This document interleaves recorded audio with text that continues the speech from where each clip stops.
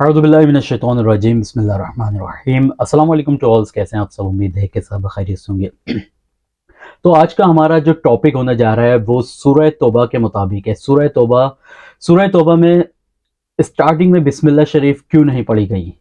आज हम इसके बारे में तफसील से जानने की कोशिश करेंगे और उसे समझने की कोशिश करेंगे, क्योंकि बिस्मिल्लाह शरीफ हर चीज़ के काम में लाजमी पढ़ी जाती है। शुरू अल्लाह के नाम से शुरू, जो बहुत मेहरबान और रहम करने वाला है। अल्लाह पाक हर चीज़ में बता रहा होता है कि मैं बहुत मेहरबान और रहम करने वाला हूँ, लेकिन सूरह तौबा एक वाहिद ऐसी सूरत है जिसके अंदर बिस्मिल्लाह शरीफ नहीं पढ़ी गई। मीन्स के बिना बिस्मिल्लाह के इस सूरह तौबा को पढ़ा गया है।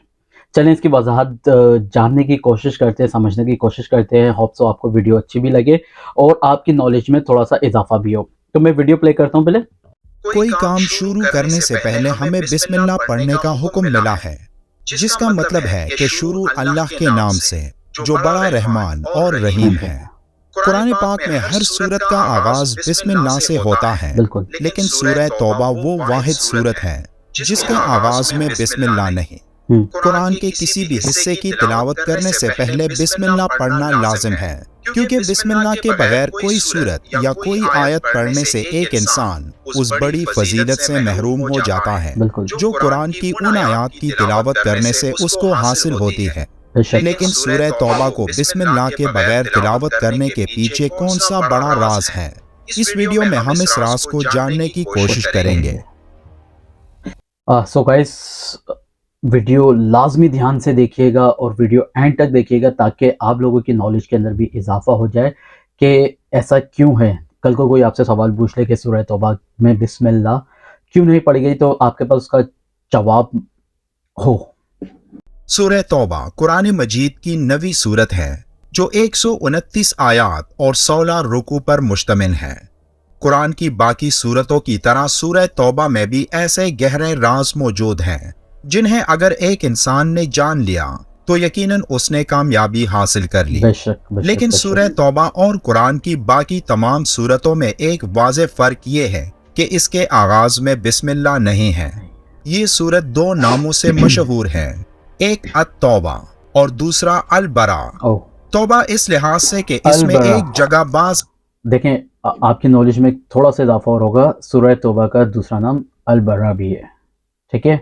सिर्फ हमें तो सिर्फ सूरह तौबा पता है, लेकिन अल-बरा अहले ईमान के कसूरों की मुआफ़ी का जिक्र है, और बरात इस लिहाज से कि इसके आगाज में मुशरिकीन से बरी ज़िम्मा होने का ऐलान है।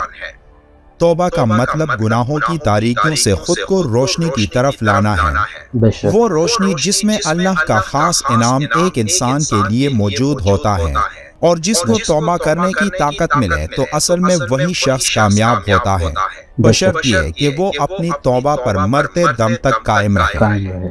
नफ्स के खिलाफ जंग करने को अल्लाह के रसूल ने सबसे बड़ा जहाद करार दिया है, क्योंकि नफ्स के खिलाफ कोशिश दुनिया में सबसे मुश्किल काम होता है, और जो नफ्स को काबू करने में कामयाब रहा तो फिर उसे दुनिया की कोई ताकत अल्लाह के अहकामों की तकमील से नहीं रोक सकती। जो लोग गुनाह के बाद निदाम देखें, इसके अंदर भी, इसकी वजाहत के अंदर ये बताया जा रहा है कि नफ्स पे जिसने काबू कर लिया वो उसके दुनिया और आखिरत सवर जाती है, क्योंकि नफ्स शैतान इतना आपको वरगराता नहीं है जितना आपका जो नफ्स है वो आपको डिस्टर्ब कर रहा होता है। नफ्स कहता है कि ये कर लूँ, वो कर लूँ, फलाना कर लूँ। अगर आप अपने नफ्स के ऊपर काबू कर लेते हो तो जीत आपकी है। आगे महसूस करते हैं, और उस गुनाह के बाद वो इस तरह बेचैन होने लगते हैं जैसे कि ये पूरी दुनिया उन पर तंग हो गई है। तो तब वो अल्लाह से जब अपनी गुनाह की मुआफ़ी तलब करता है तो अल्लाह उसकी तौबा कबूल करता है। इस हालत को सूरह तौबा में निहायत खूबसूरती से बयान किया गया है, जिसकी एक आयत में उन 3 अफराद का जिक्र है जो हजरत मोहम्मद सल्लल्लाहु अलैहि वसल्लम के साथ ग़ज़वे तबूक में शदीद गर्मी और कठिन सफर की वजह से शरीक नहीं हुए थे। फिर जब उस ग़ज़वा से आप सल्लल्लाहु अलैहि वसल्लम वापस तशरीफ लाए तो वो 3 अफराद आपके पास मुआफ़ी मांगने पहुंचे, तो आपने उनसे बात करने से इनकार कर दिया, यहाँ तक कि उनके खानदान वालों ने भी उनके साथ बोल चाल बंद कर दी। پھر سورہ توبہ کی آیت 118 میں اللہ کا ارشاد ہوا اور ان تینوں پر بھی جن کا معاملہ ملتوی کیا گیا یہاں تک کہ جب ان پر زمین باوجود کشادہ ہونے کے تنگ ہو گئی اور ان کی جانیں بھی ان پر تنگ ہو گئیں اور انہوں نے سمجھ لیا کہ اللہ سے کوئی پناہ نہیں سو اسی کی طرف آنے کے پھر بھی اپنی رحمت سے ان پر متوجہ ہوا تاکہ وہ توبہ کریں بے شک اللہ توبہ قبول کرنے والا مہربان ہے۔ یہ قرآن کی واحد صورت ہے جس کے آغاز میں بسم اللہ نہیں ہے اور اس کے بارے میں مفسرین کی کئی رائے ہیں، جن میں ایک یہ بھی ہے کہ حضور صلی اللہ علیہ وآلہ وسلم کی عادت مبارکہ یہ تھی کہ جب بھی کوئی آیت نازل ہوتی تو آپ صلی اللہ علیہ وآلہ وسلم صحابہ کو بلا کر اس آیت کو جس جگہ جس صورت میں لکھنا ہوتا تھا بدلا کر اس آیت کو لکھوا لیتے۔ لیکن یہ آیتیں جنہیں سورہ توبہ کے نام سے جانا جاتا ہے، ان کے متعلق حضور صلی اللہ علیہ وآلہ وسلم نے کچھ ارشاد نہیں فرمایا کہ انہیں کس صورت میں کس جگہ پر لکھنا ہے، اس لیے ایسا سمجھا جا سکتا تھا کہ یہ بھی ایک مستقل صورت ہوگی۔ تاہم سورہ انفال کی آخری اور سورہ توبہ کی ابتدائی آیات کے مضامین میں مناسبت پائی جاتی ہے۔ دونوں صورتوں میں مناسبت کی وجہ سے سورہ توبہ کو سورہ انفال کے بعد رکھا گیا۔ دوسری طرف جب ایک صورت کو دوسری صورت سے علیحدہ کرنا ہوتا تو بیچ میں بسم اللہ لکھی جاتی تھی تاکہ یہ معلوم ہو کہ دونوں صورتیں الگ الگ ہیں، لیکن سورہ توبہ کے شروع میں بسم اللہ لکھوائی نہیں گئی تاکہ پہلی والی صورت کے ساتھ اس کا تعلق ہونا سمجھ میں آئے، اور چونکہ یہ بات واضح نہیں تھی کہ سورہ توبہ الگ صورت ہے یا سورہ انفال ہی کا جز ہے، اس لیے دونوں پہلوؤں کو مد نظر رکھتے ہوئے جب حضرت عثمان رضی اللہ تعالیٰ عنہ نے قرآن کو جمع کیا تو اس صورت کے شروع میں بسم اللہ نہیں لکھی گئی اور اگلی صورت سے اس کو الگ بتایا گیا تاکہ دونوں صورتوں کو ایک ہی نہ سمجھ لیا جائے۔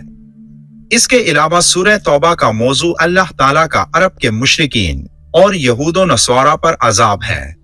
حضور نبی کریم صلی اللہ علیہ وآلہ وسلم کی قوم پر یہ عذاب آسمانی آفت کی بجائے اہل اسلام کی تلوار کے ذریعے نافذ کیا گیا اور اس کی تفصیلی ہدایت سورہ توبہ میں دی گئی۔ اس صورت میں یہ حکم دیا گیا ہے کہ مشرکین عرب اگر حضور صلی اللہ علیہ وآلہ وسلم کی رسالت کو قبول نہ کریں تو ان کی سزا موت ہے۔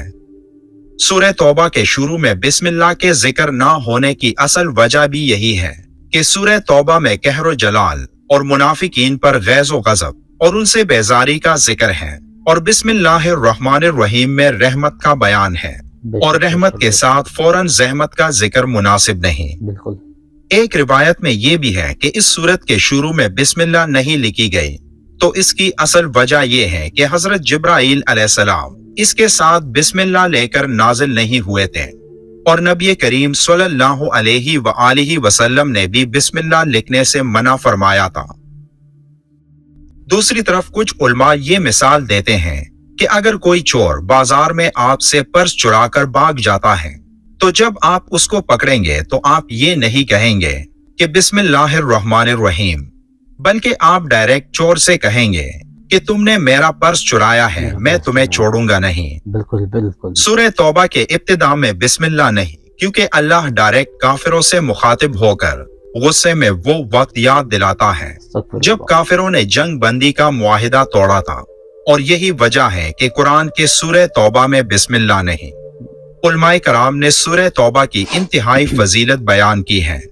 جو کوئی سورہ توبہ کی تلاوت کرے گا تو وہ ظالم کے ظلم سے محفوظ رہے گا، اور اس سورت کی تلاوت سے ایک انسان کے وہ کام اللہ پورا کرتا ہے جو کام بظاہر اس انسان کو ناممکن لگتے ہیں۔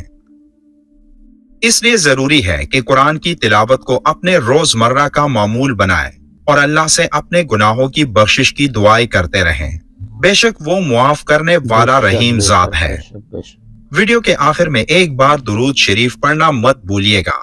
ملتے اللہم صلی علی محمد وعلی آل محمد کما صلیت علی ابراہیم وعلی آل ابراہیم انک حمید مجید، اللہم بارک علی محمد وعلی آل محمد کما بارکت علی ابراہیم وعلی آل ابراہیم انک حمید مجید۔ آپ لوگ بھی درود شریف ایک بار لازمی پڑھ لیجئے گا۔ اوکے، تو سورہ توبہ کے اندر بسم اللہ شریف سٹارٹنگ میں بسم اللہ شریف کیوں نہیں لکھی گئی، اس کے بارے میں ہم نے آج جاننے کی کوشش کی گئی. ہوپ سو آپ لوگوں کو یہ ویڈیو اچھی لگی ہو، سمجھ میں آئی ہو، آپ کی انفارمیٹک ویڈیو ہو. اگر ویڈیو اچھی لگی ہو ویڈیو کو لازمی لائک کریے گا، ویڈیو کو اپنے فرینڈس کے اندر بھی شیئر کریے گا، تاکہ ہر کوئی، ہر شخص، ہر مومن، ہر مسلمان یہ جان سکے کہ آخر سورہ توبہ کے سٹارٹنگ میں بسم اللہ شریف کیوں نہیں لکھی گئی. جزاک اللہ، دعا میں یاد رکھیے گا. اللہ حافظ.